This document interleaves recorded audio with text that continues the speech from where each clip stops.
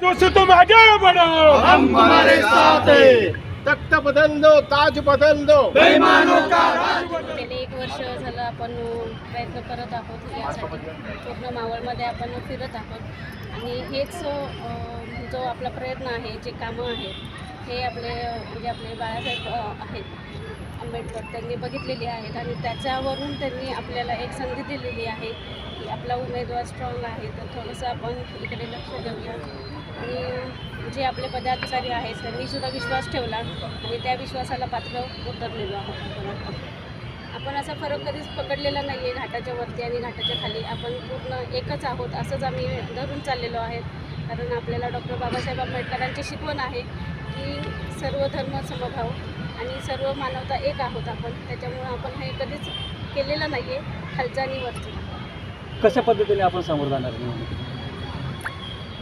जे पदाधिकारी सांगतील, जे माझे ज्येष्ठ आहेत त्यांच्या नियमानुसार आणि त्यांच्या पावलावर पाऊल टाकून आम्ही पुढे जाण्याचा प्रयत्न करतो. पिंपरी चिंचवड शहरामध्ये वंचित बहुजन आघाडीचे 2 राष्ट्रीय प्रदेश उपाध्यक्ष आहेत, मात्र आज आपण पिंपरी चिंचवडला आलेले आमचे दोन्ही उपस्थित नाही.